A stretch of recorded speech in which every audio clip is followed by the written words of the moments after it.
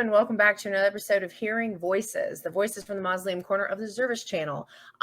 This episode, we are going to be doing another top 5 list. Today, I'm joined with Norton Rod89, who, if you've been to Voices before, is no stranger because he's on our channel a lot. He's a very dear friend and is perfect for the subject we're going to be jumping into tonight. So how are you doing? Thanks for joining me for this one. I'm excited to hear your list. Doing very good, Angel. Yeah, I was excited when you hit me up on this one because slashers, yeah, it's like that's my favorite subgenre. So anything that has to do with that realm, is just right up my alley when it comes to talking about the killers, movies, all that kind of stuff. Final girls, I'm all about that. Yeah. No, I know. As soon as I was like, oh, I could do slashers, and I was like, oh, Norin, let me message him.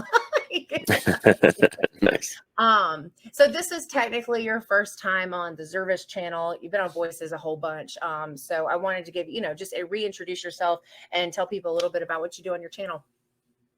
So my name is Robert, but my channel name is NorinRad89. I do go by that too moniker. Just if you want to call me Norin, that's totally fine. And on my channel, I typically cover horror content with movie reviews, rankings and stuff like that. I also do physical media hauls, but I've also been doing stuff like music content as well recently and other stuff. So a lot of different kind of stuff that you can find on my channel. Yeah. We've been doing content together for a while now. I feel it's been a while. I was trying to think of it's been close to a year now, I think. It's been at least like a year. Yeah. So we're big fans of Norin and his channel, and really just you as a person. We're really glad to have you in our community. So I'm excited to any opportunity to work together. I'm always excited about. So thank you, Angel. Much appreciated. Thank you so much. Of course. So we're going to do the same thing that we've done in previous top picks episodes, where we're going to start at our 5th. We're going to go down to our 1st, and we're just going to kind of pivot back and forth. And I'm going to let you start with your number 5 slasher movie pick. What's your number 5? Nice. So my number 5, we're going to go with Sleepaway Camp. That's a very popular pick. I know from mine. I've talked about it a lot on my channel. And I think on Voices too is one of my influential horror too as well, which is a nice plug for influential horror. Go check that out. Yeah. But Sleepaway Camp. Yeah, I love this one. And in terms of slashers that has to do with a female villain, we're spoiling films too on this, so we're going to spoil them. Especially because none of the ones on my list are new. All of the ones on my list are super, super old. So unless it's like something that just came out this past week, I think it's okay. Yeah. All right, cool. So we're good with spoilers. So I love Sleepaway Camp. One main reason is that our lead killer, we end up finding out the whole thing that it is like a female, but technically a male character. That shocking ending sequence is really cool. Probably one of the most shocking scenes in, horror history. So with Angela Baker being like our main killer and all that kind of stuff. And the fact that it takes place in a camp, which I'm a sucker for that, because Friday the 13th is my favorite, genre, or my favorite franchise. So so that has to do with a big part of it, with that being it's a camp setting, really cool kills, and Sleepaway Camp's my number 5. No, that's a great one. I think this. I actually just saw that one for the first time like a little over a year ago, I think.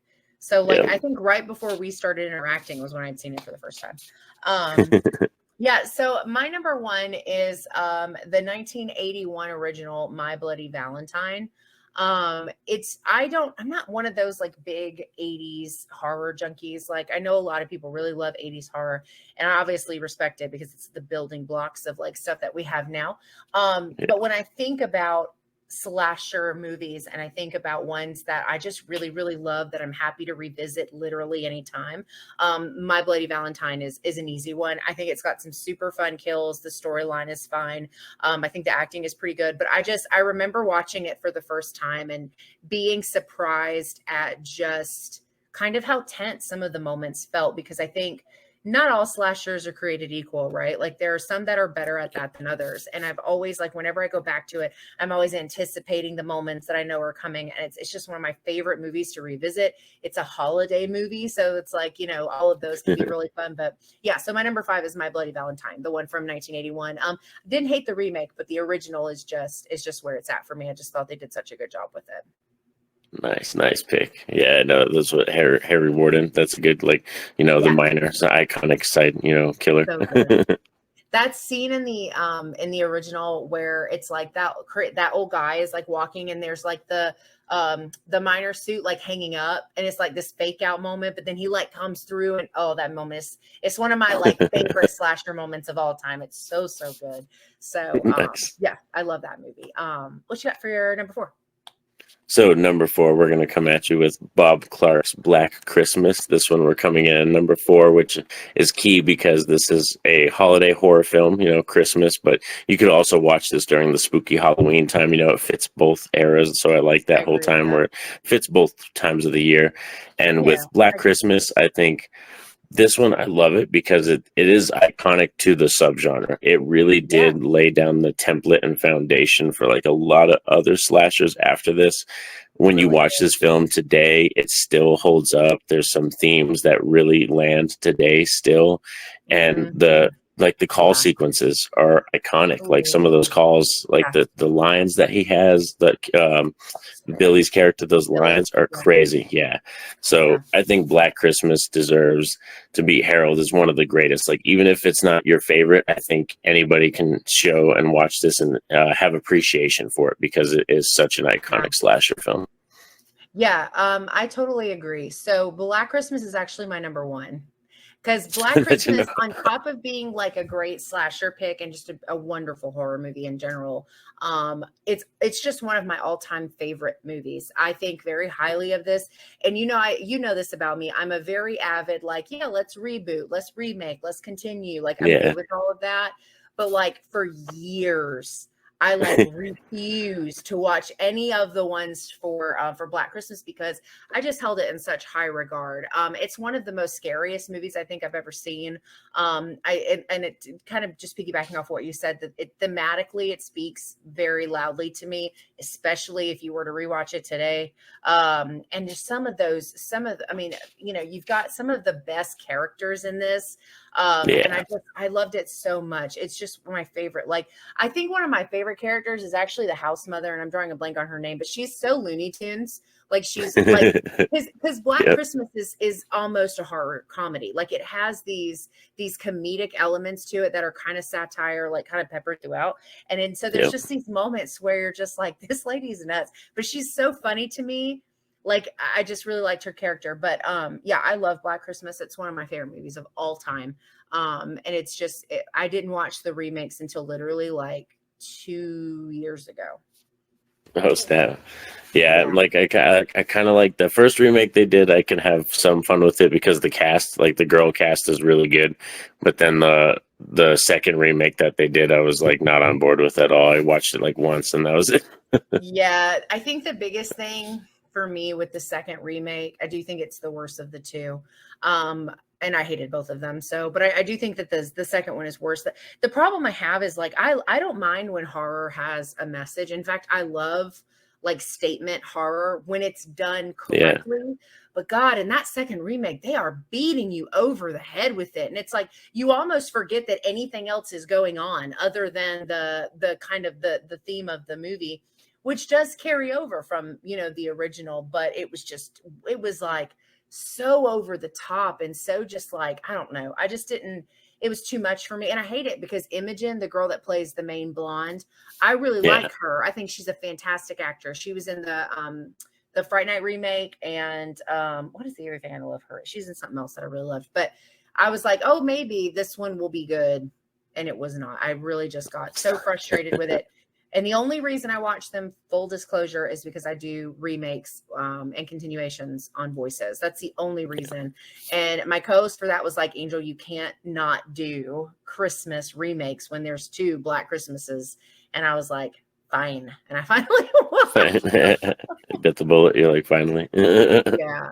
Um, but yeah, I figured I'd go ahead and tell you that that was my number 1. Shouldn't have. Yeah. But my number 4 is Happy Death Day.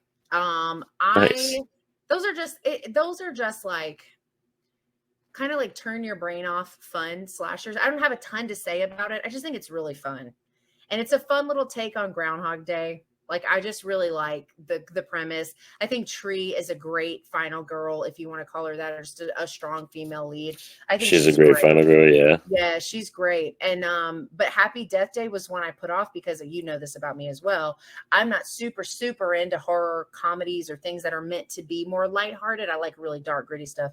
And so I kind of kept putting it off, and then I just kept, people would not stop talking about this movie. And by the time I watched it for the first time, it had the sequel.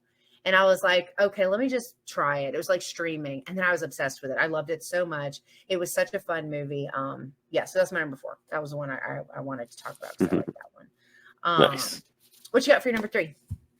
So number 3 is going to be Nightmare on Elm Street Part 2, Freddy's Revenge. And this is just my absolute favorite Freddy film. And Freddy's just iconic too, because this is the first slasher that I really got introduced to. My mom's a huge fan of him, so she had like shirts and memorabilia of him and was always talking about him and stuff. So at a very young age, I got introduced to this character, and still to this day, I think Part 2 for me just lands the best, like in terms of everything I want from a Freddy film, the Freddy performance, the characters, the vibe, the action, the kills. It just lands in my area so much. So Nightmare on Elm Street Part 2, Freddy's Revenge, and I still think to this day is the scariest version of Freddy. Like when I think of a Freddy that is nightmarish, that is scary, I wouldn't want to go up against, it's the version of him from Part 2 for sure.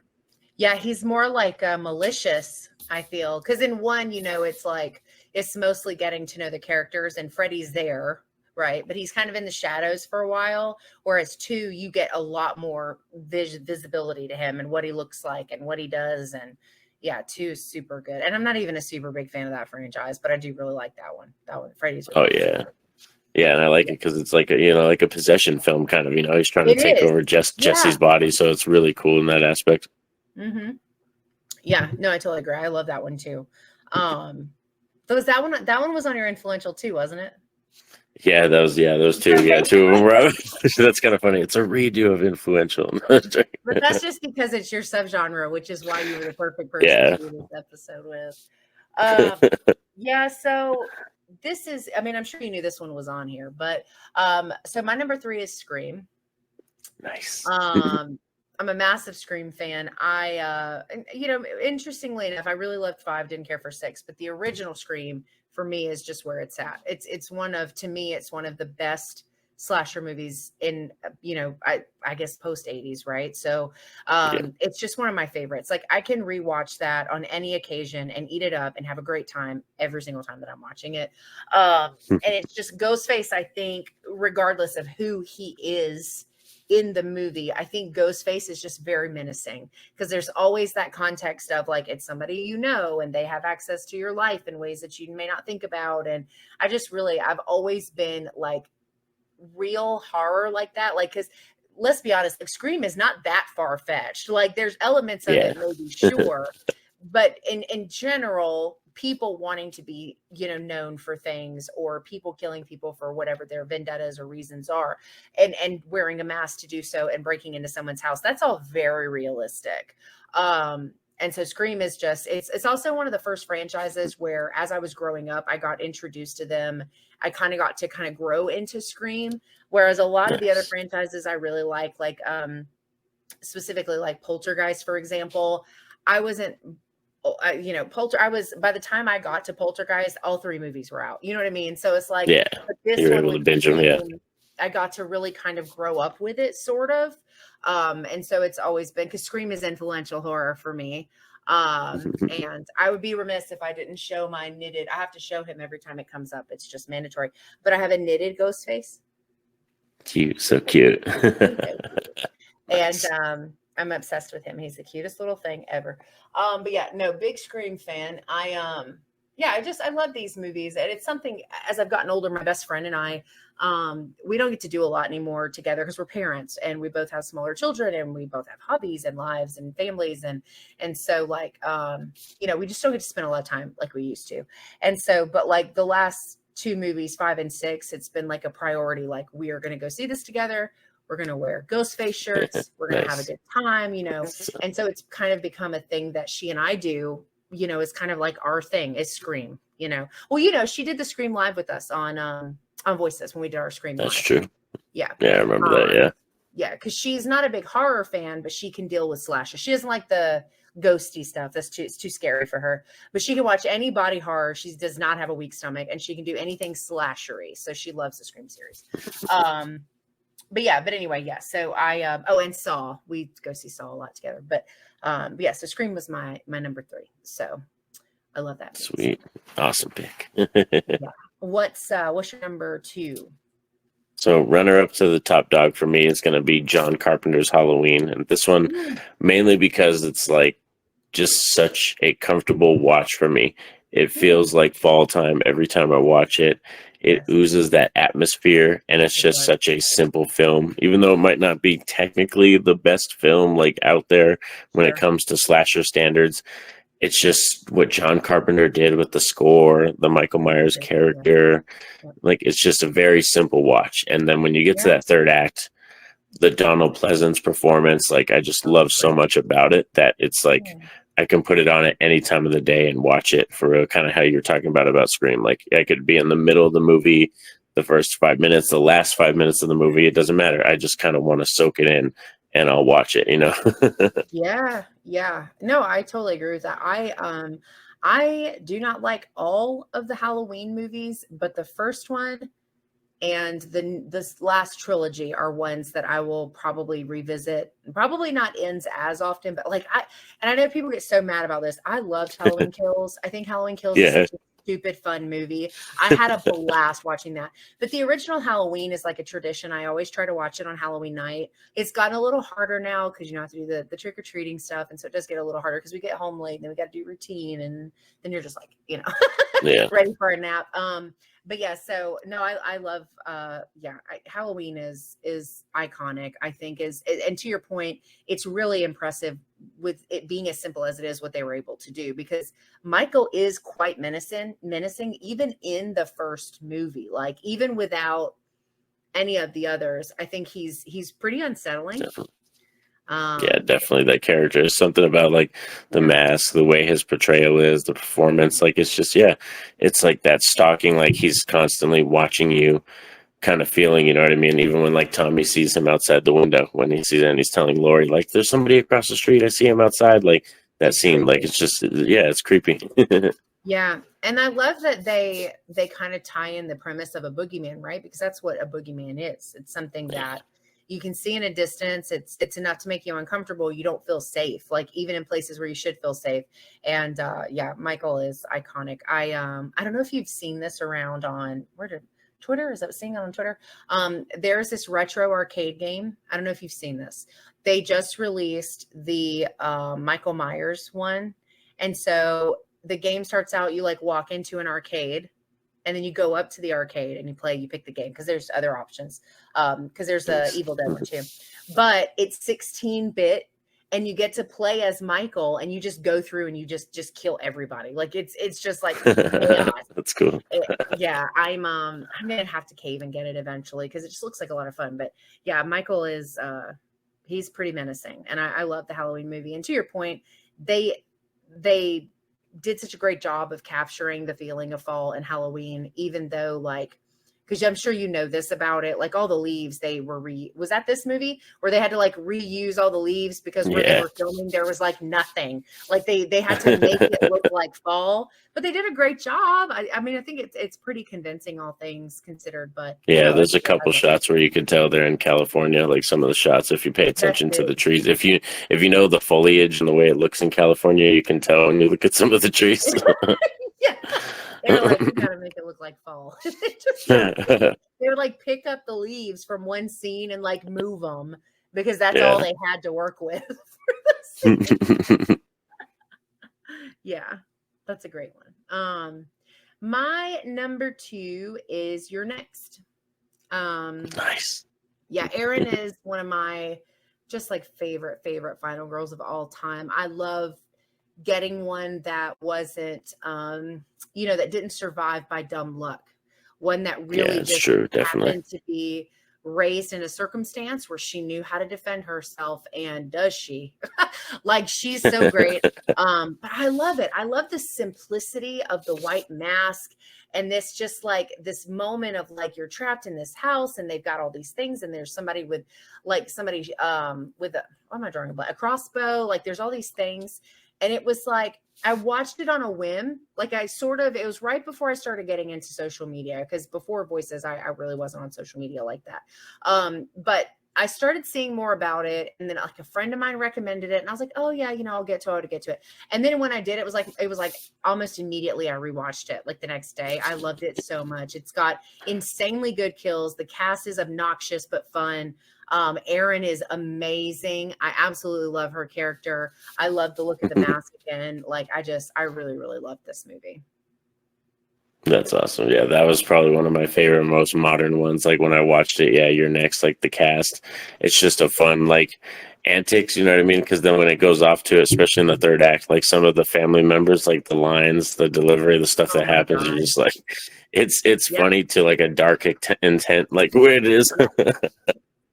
Yeah, it is. It's definitely got quite a bit of humor in it, but I think it works well. And this has Ty West in it. He's one of the siblings in the movie. And and it's weird to know that now, right? Because I think at the time that I saw this, I didn't know who the hell that was. I was like, I don't know who that is.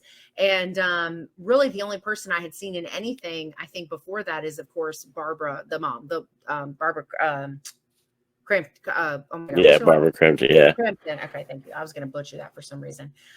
She's in like a Reanimator and a lot of other stuff from back in the day. Yeah. Yeah. So she's fantastic. She plays the mom, and I'm pretty sure. Oh no, there was one of the other siblings I recognized. It's the guy that gets hurt and he's like down in the basement with her. I can't think of. Yeah, he was. One of them was from House of the Devil. I know that, and he was also in Satanic Panic. He played like the pizza boy, like guy that was trying to hit on the pizza girl. Yeah. Yeah, he's one of the characters. Yeah, but other than that, I didn't really know who anybody was. I don't think. Aaron, I had seen in something else prior to that, but otherwise, yeah. But yeah, this one's got really creative kills, and it's like said kind of almost like a Home Alone premise, like, you know what I mean, like a fun twist on like a Home Alone type premise.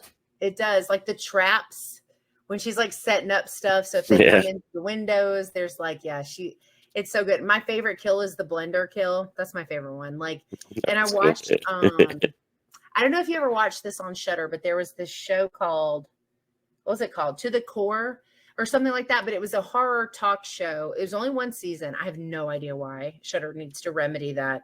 But he would go through, they had this host, and he would work with this like special effects guy but anyway, long story short, there's an episode where they talk about You're Next, and they show how you can do a kill like that. And it was really cool the way they did it. That's awesome. And it was really neat to see, because I think the body horror in You're Next is great. Definitely. Yeah, that's a good modern day slasher for sure. Yeah. Which I already know the answer to this, but that takes us to your number one. My number one, yeah, I know. Yeah, Jason's my favorite. Yeah, so when it comes to, it does flip flop sometimes. If you ask me on certain days, like I might put Halloween at number one, but right now, as it stands, like for a good long time, I've been telling people that Friday the 13th Part 6, Jason Lives, is my favorite slasher film. I met Tom Matthews this year too, which was really cool. So I got him to sign my poster and everything. That was really fun. He got to talk to my son and all that stuff. So it was a lot of fun. And I think this one, it has the perfect blend of comedy and horror Jason that I want. So there are scary moments in it, like specifically like the resurrection scene in the very beginning when they stake Jason in the chest and you see the lightning come down, and it's just he becomes basically like the first like zombie or like deadite type version of Jason that we see. And then there's also comedy moments, that levity, certain situations, like when the character Court, he's one of the camp counselors, he's having a moment, sleeping with this one girl, and it's just funny how she's telling him, you got to last till the end of the song, and he's like, how long is the song? And she's like, it's like 15 minutes, and he's like, what? Like, and then all of a sudden the power goes out, and there's a funny joke where it's like, oh, of course you came already, and he's like, wasn't that the end of the song? Like, just moments like that. hit me, and it's like there's comedy in here. There's kids at the camp that I think is really cool. That this is the only Friday the 13th film where there's actual kids at the camp, so I think that makes it a little bit scarier too. So yeah, Yeah. this film just oozes everything that I want in terms of slashers and Jason, me being a Friday the 13th fan. So part 6, Jason Lives, is, yeah, my favorite all time slasher film. Most comforting watch for sure. Yeah. I have only seen technically 3, I think, Jason movies. I've seen the original, and I've seen the remake, and I've seen Freddy versus Jason, but that's it. I've only seen those 3. I contemplated doing a Friday the 13th franchise live, because we do those in the summer on Voices, and I was going to do that, but then like there's quite a few movies, and like none of them were streaming, and I was like, well, like I can't spend, $60 to watch all these movies. So I just was like, maybe next time. And in the interim, maybe I can catch them as they show up in places. But I've only seen those 3. I haven't even seen, I've seen clips from whatever, is it Jason X that's in space? And I've seen clips of Jason Takes Manhattan. That's that what it's called? That one's pretty popular. Yeah, people show that one off a lot. Yeah, too.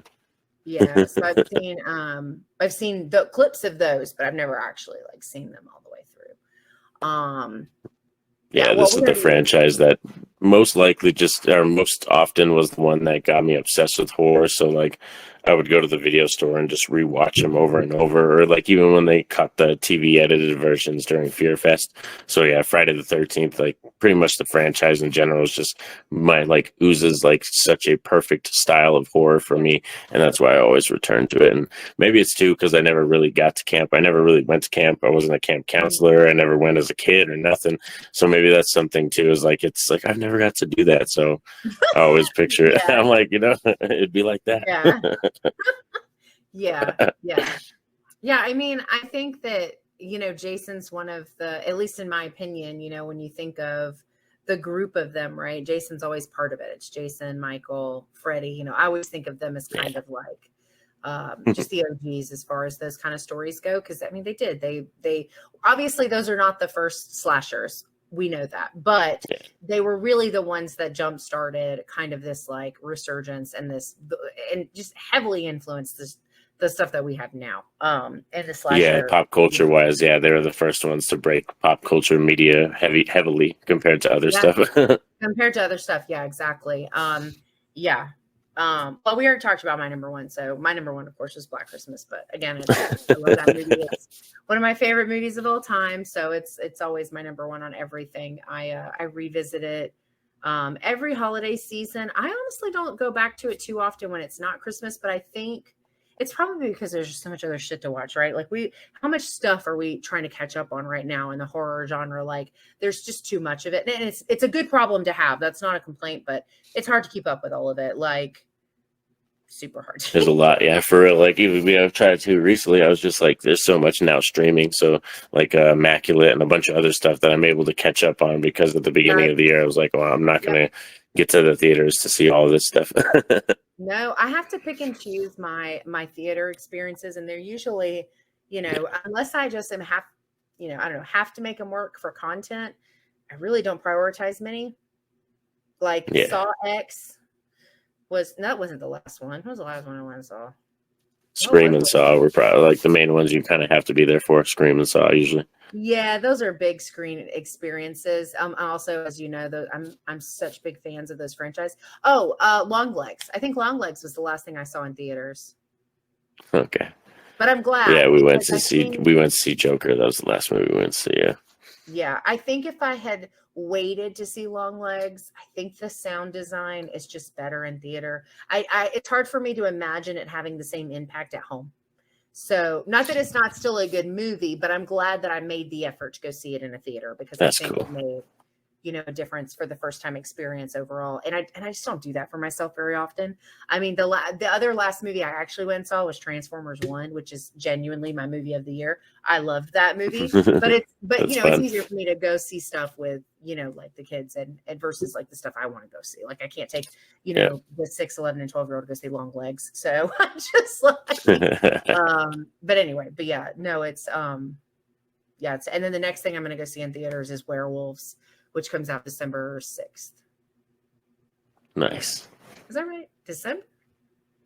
I don't know. I don't know if it's, It I don't comes know that out one. I don't soon. know. Yeah. It might be November, but anyway, but that's just because it's Frank Grillo and somebody called it like The Purge meets werewolves. And I'm also a massive fan of The Purge. So I was like, oh, check. I'm in. Werewolves, I'm down. But anyway, well, cool. Well, thank you for hanging out with me and talking about slashers. Like I said, as soon as I was like, oh, I need to do slashers, I was like, oh, Norin. Thank you for thinking of me. Yeah, it was a lot of fun. I'm always down to talk these movies, favorite subgenre. It's just one of those ones that like it's so simple, cute cast, typically not a cast that's well known. You get a killer, get a stylish weapon, put them in a location and just kill them all. And have one final girl. Just sit back and hang out. Yeah, no, it's great. If you aren't familiar with Norin's channel, you can find him on YouTube, NorinRad89, and on Twitter. Instagram is the one you don't do. You're on Twitter. Yeah, I'm on Twitter. Yeah. On Twitter, it's the same. So, and of course, while this is going out, I'll be tagging you and stuff anyway. But, well, cool. Well, I think that's going to wrap up this episode of Hearing Voices, the voices from the Mausoleum corner of the Service Channel. Thanks so much for hanging out with us. We hope you have a good rest of your day. Enjoy your week or weekend, whichever day this falls on, and we'll see you in the next one. Bye.